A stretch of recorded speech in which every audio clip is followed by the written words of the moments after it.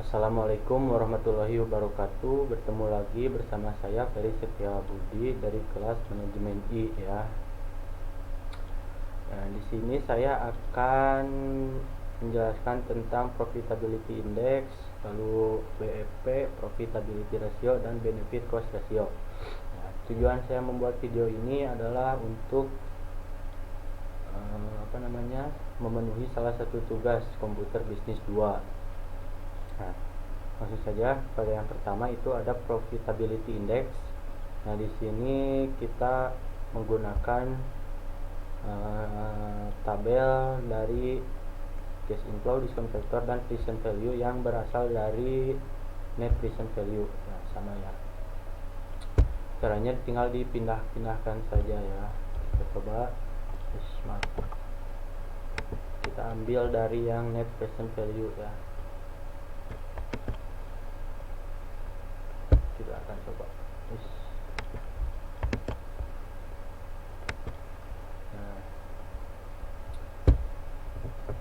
kita akan memindahkannya dari NPV ya, sama dengan dulu ya, lalu pilih ini, lalu enter, lalu ininya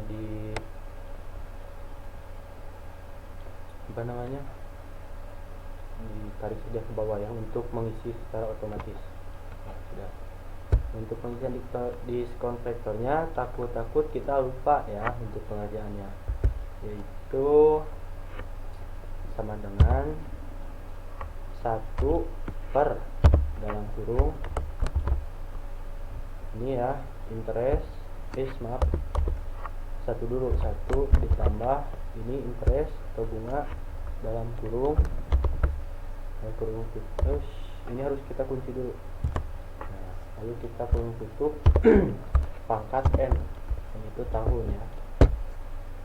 Kita akan langsung lalu kita tarik lagi ke bawah untuk pengisian lebih mudahnya ya.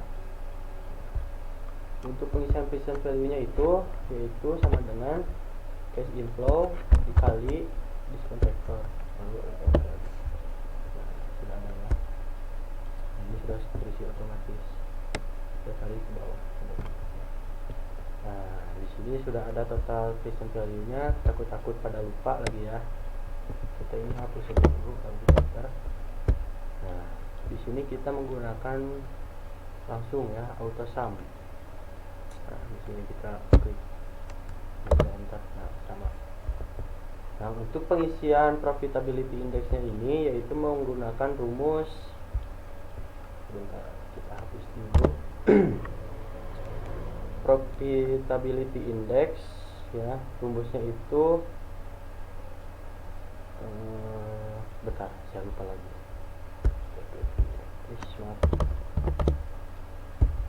PPV nya itu ini ya, rumusnya itu sama dengan total present value dibagi initial investment ya, dan kita lihat. Nah, ini hasilnya 1,7. lalu untuk ini sama ya, untuk ini sama ya. Nah, ini sudah ya untuk pengisian profitability index. Nah, langsung kita akan lalu ke materi yang BEP. Untuk BEP ini yaitu di sini sudah ada soalnya ya. Perusahaan ABC telah memproduksi minuman sebanyak 20.000 pieces dengan harga jual 250 per unit dan biaya tetap sebesar 2 juta dan biaya variabel sebesar 2,5 juta atau 2.500.000, sedangkan biaya per unit sebesar 125. Lalu yang ditanyakan yaitu berapa jumlah yang diproduksi, yang menggambarkan perusahaan tidak mengalami kerugian dan juga tidak mengalami keuntungan. Nah, langsung saja di sini ya. Nah, tadi PT ABC ini sudah memproduksi ya sebanyak 20.000. Nah, ini jumlah produknya 20.000, lalu harga jual per unit 250 ini ya. Nah, ini 250. Lalu total penjualannya, nah ini ada rumus di sini ya. Total penjualannya itu, nah di sini sudah ada, yaitu jumlah produk dikali harga jual per unit ya. Kita enter. Di sini ada biaya tetap. Nah, biaya tetapnya itu yang ini yang sebesar 2 juta kita masukkan ke sini. Lalu ada total biaya variabel, yang ini 2.500.000. Nah, biaya variabel per unit ada 125. Nah, di sini ada BEP dalam unit ya. Di sini ada rumus, menggunakan rumus. BEP itu kita hapus ya. Sama dengan biaya tetap. Nah, ini yang 2 juta dibagi lalu dalam kurung harga jual per unit, ini dikurangi biaya variabel per unit ya. Nah, ini kita tutup lagi, lalu kita enter. Nah, di sini ada ya 16.000 BEP dalam unitnya ya. BEP dalam rupiahnya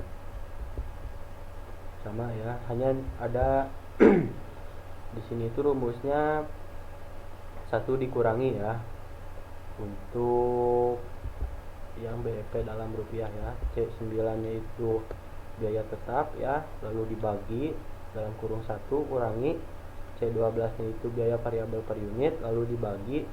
Nah, di sini itu ada dibagi C6, yaitu harga jual per unit ya. Lalu kita enter ya. Ini 4 juta. Nah, di sini ada rangkumannya ya, atau ya artinya di sini ada yang untuk yang pertama untuk BEP dalam unit ya. Perusahaan tidak mengalami keuntungan dan kerugian selama jumlah unit yang dihasilkan 16.000. Nah, kalau di bawah 16.000 kita akan mengalami kerugian, dan kalau di atas 16.000 kita akan mengalami keuntungan ya. Nah, untuk kalau yang dicapainya 16.000 itu kita tidak akan menghasilkan apa-apa ya, atau papok dalam bahasa Sundanya ya. Nah, sama juga untuk BEP dalam rupiahnya itu, perusahaan tidak mengalami keuntungan dan kerugian pada saat keuntungan atau laba mencapai 4 juta. Nah, di saat kita mendapatkan laba di bawah 4 juta, kita akan mengalami kerugian. Nah, untuk laba di atas 4 juta, kita akan mengalami keuntungan. 4 jutanya ini yaitu sama seperti yang tadi ya. Kita tidak mengalami keuntungan dan kerugian atau papok dalam bahasa Sundanya. Saya rasa untuk materi ini sudah cukup ya. Lalu kita akan langsung saja kepada profitability ratio. Nah, untuk profitability ratio di sini ada 4 macam ya, yaitu profit margin, lalu ada earning power, lalu ada return on investment, lalu ada rentabilitas modal sendiri. Nah, untuk yang ini kita akan melihat di buku ya, karena ini sudah saya masukkan satu-satunya satu persatu ya dari buku. Nah, sekarang kita akan lihat di buku ya.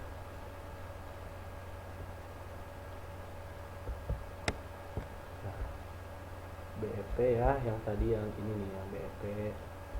Sekarang kita bagian yang profitability ratio. Kita lihat profitability ratio. Nah, ini profitability ratio digunakan untuk mengukur tingkat efektivitas pengelolaan manajemen perusahaan yang ditunjukkan oleh keuntungan yang dihasilkan dari penjualan dan investasi. Nah, Tadi itu ada ya yang sudah saya sebutkan, ada profit margin, earning power, return investment, lalu ada modal sendiri ya, rentabilitas modal sendiri. Nah yang pertama itu ada ini nih, profit margin. Lalu di sini ada soal ya. PT Nirisna Sidkin Alia mempunyai data sebagai berikut. Nah ini ya, sudah saya masukkan ya. Ini ada NOI ya. NOI itu net operating income ya, atau laba bersih. Lalu ada NS. NS nya itu net sales ya, atau dalam kurung penjualan. Nah, ini ya, ini 4 juta dari mana nih? Kalau ada pertanyaan 4 juta dari mana? Nah, ini itu dari sebuah kasus ya, dari buku yang saya ketahui ya. Ini 4 juta dari ini ya, PT Medisnya Sidkin Alia ini ya, 4 juta NOI nya atau laba bersihnya di tahun 2011. Lalu ada NS nya atau penjualannya di 2011 juga ada sebesar 24 juta 100%. Ini itu ada, ini itu untuk pengisian profit margin. Nah, kita lihat lagi ke bawah. Nah, ini yaitu profit marginnya itu rumusnya yaitu NOI dibagi NS dikali 100% ya. Lalu kita akan coba di sini ya, di sebelah kiri layar ya. Ini di bagian Excel kita akan perbesar sedikit. Yaitu dalam kurung NOI ya dibagi ini ya NS. Nah, tutup lalu dikali 100%. Kita enter. Nah sama ya seperti yang ini. Lalu yang kedua ada earning power ya. Sama saja untuk pengerjaannya. Nah, ini ya ada soalnya sebelah sini. NOI di PD Wafa ini tahun 2011 ada sebesar 4 juta. Ada TA apa TA? Kita lihat. Nah, ada total aset. Total asetnya itu sebesar 15 juta. Nah, lalu kita masukkan di Excelnya. 100%. Untuk rumusnya yaitu NOI dibagi TA kali 100% ya. 4 juta dibagi 15 juta lalu dikali 100%, hasilnya ada 26,7. Nah untuk pekerjaan komputernya kita lihat ini di bawah. Nah ada ini, kita akan coba ya diisi di sini ya.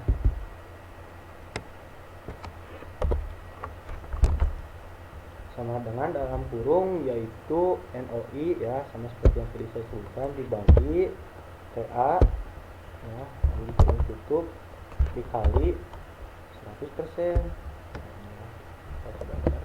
Sama ya. Nah lalu yang ketiga ada return on investment ya. Nah ini ya soalnya ya. CP Keisa mempunyai data sebagai berikut. Nah ini NOI nya ya.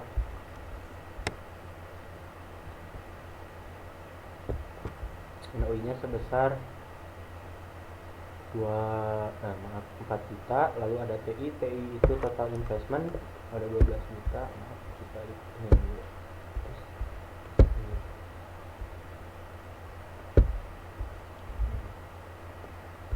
Sama ya untuk pengerjaannya. Kita coba lagi. Nah, saudara tulis saudara harus tulis sama dengan, lalu dalam kurung NOI dibagi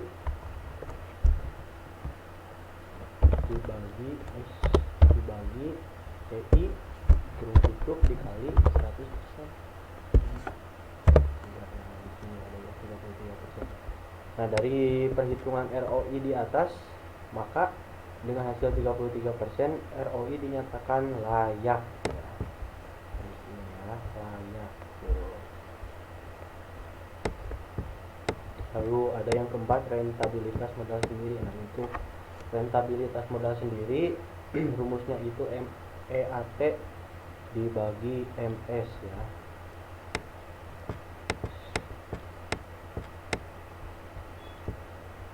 Nah, ini itu yang pertama-tama itu harus kita mencari EAT-nya ya untuk dimasukkan ke dalam rumus rentabilitas modal sendiri atau RMS ini. Nah, di sini kita akan coba untuk mencari EAT-nya ya. Nah, ini nih. Net operating income dikurangi interest ditambah tax. Nah, ada 10 juta dikurangi 5% ditambah 10%.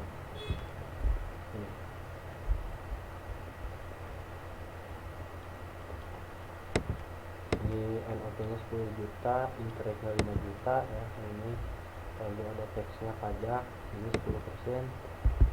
Kita akan coba.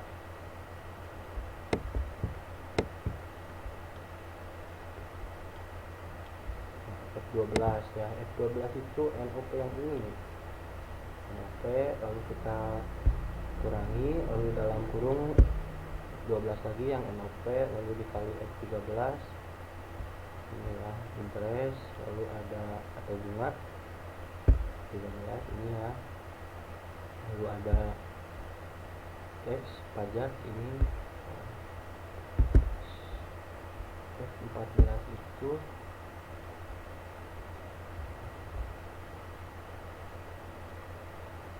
tax ya, ini ya. Dikali tax ini ada enter, nah maka akan menghasilkan EAT sebesar 8.500.000. Lalu kita akan mencari RMS nya ya.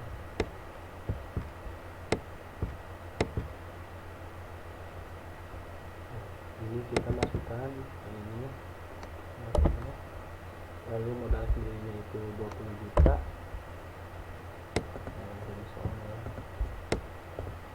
Nah, ini 20 juta.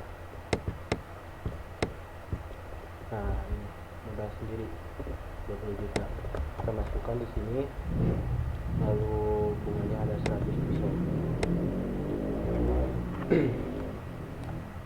Nah, untuk pencarian RMS-nya ada rumusnya, yaitu kita hapus dulu. Yang ini EAT lalu dibagi modal sendiri ya. Bentar, kita lihat nih. Oh, ini harus harus di dalam kurung ya.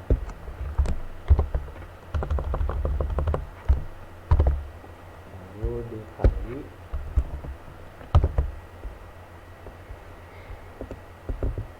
100%. Nah, ada 42,5 sama ya seperti ini. Lalu yang terakhir ada benefit cost ratio.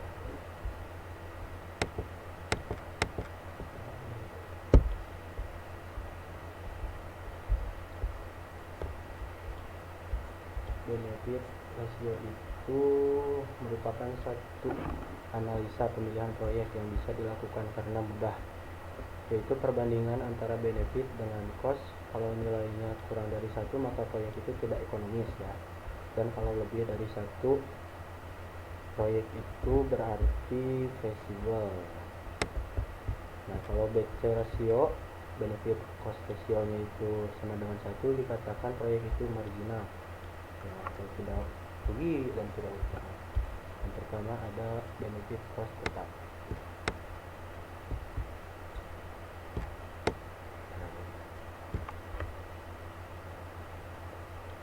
Langsung saja kita penelitiannya ya. Nah, di sini itu tadi sudah dimasukkan ya. sini ya. Lalu untuk pencarian benefit cost ratio tetapnya itu yaitu sama dengan ya ini. Maaf, kita lupa lagi nih tampaknya.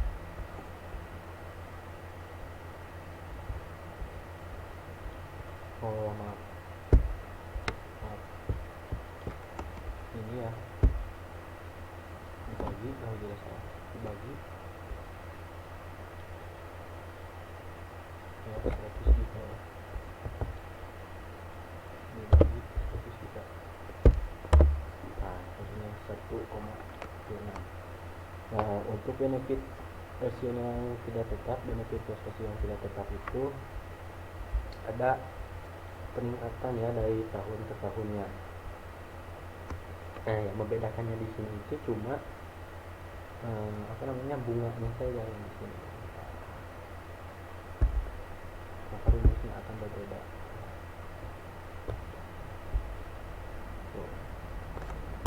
Sama yang ini kita sama ya, tinggal dipindahkan saja ini. Ini biaya paling besar itu dipindahkan dari yang ini pertama. Nah untuk yang ini karena berbeda bunganya ya, kita lihat di buku.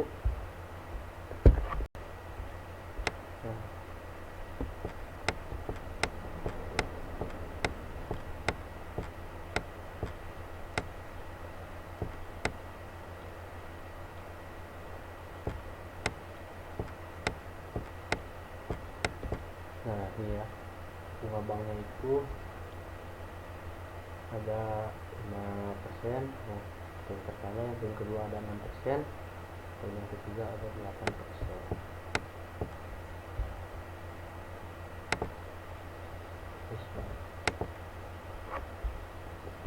Di sini itu tapi kita langsung ini ada gangguan.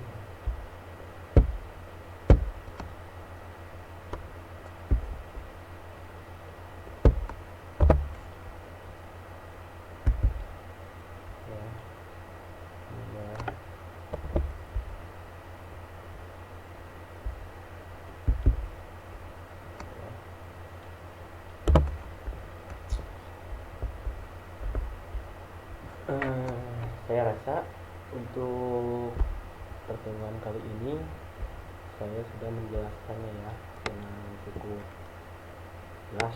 Saya rasa dari yang pertama ada profitability index, lalu ada BRP, ada profitability ratio, dan benefit cost of ratio ya. Sekian dari saya. Apabila ada yang mau ditanyakan tinggal dimasukkan di kolom komen ya di bawah.